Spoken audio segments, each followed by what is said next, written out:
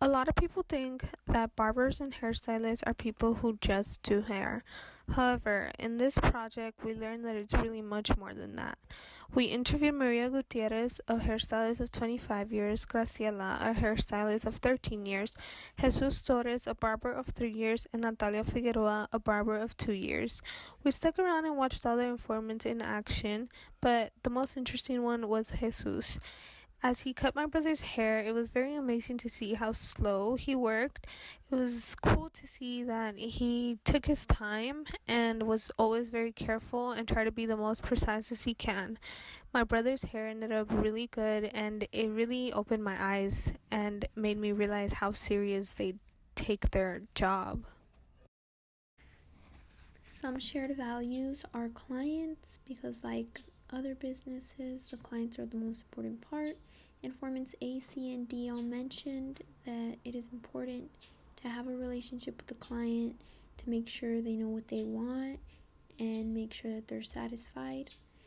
They must have a non judgmental attitude because sometimes clients do choose styles that are a bit different to what the artist would like, but the artist is simply there to give professional advice if the client wants it.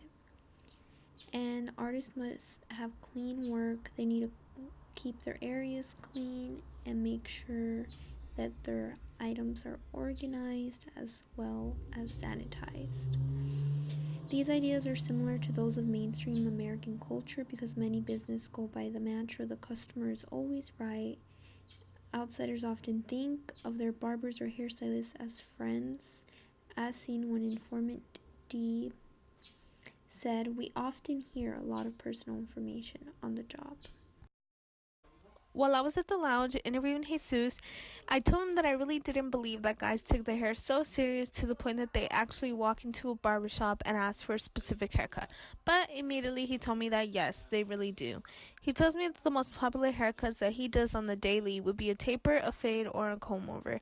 He explains to me how a lot of people think that a fade and a taper are the same things only because both require the hair to be really long at the top center of a person's head.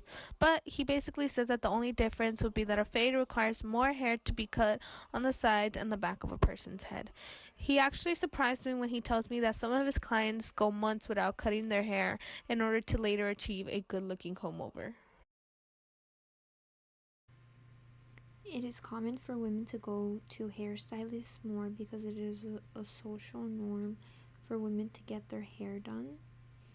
In fact, informant C mentioned that the only time women go to his barbershop is when they go get an undercut, which can be seen on the picture in the bottom right.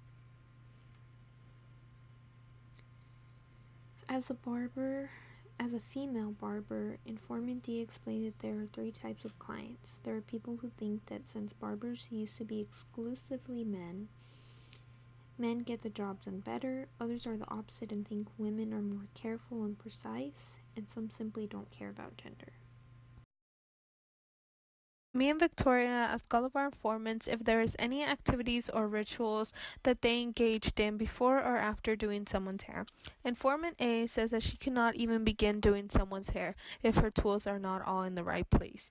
Informant B says that after a haircut, she always has to sweep. Informant C tells us how he always gets to work a little bit early than before the shop is open in order to make sure that everything is nice and clean. Informant D tells us that she always has to sterilize everything and she sweeps very often. We can conclude that all the members of this subculture, like every member of the American culture, are very big on cleanliness. It's a norm, and I don't think an outsider would be very shocked by this only because it's expected. It is important to study cultural relativism because it is easy to undervalue these people's professions and only see them as people who clip hair. We didn't have a difficult time practicing cultural relativism because our cities are littered with barbershops and hair salons. Therefore, it is easily acceptable to see what they do and how they perform their rituals and even participate in them. As a result of researching this subculture, we now understand how much barbers and stylists care about their jobs. They take their jobs very seriously and highly value their customers. Informant D said, I may be cutting hair to others, but it is an art for me. Informant A said, although it might sound ridiculous, it feels like I have an impact on others because I can give them more confidence. This allowed us to see that bringing other people confidence brings barbers and stylists happiness and allows them to feel passionate about their job and what they do.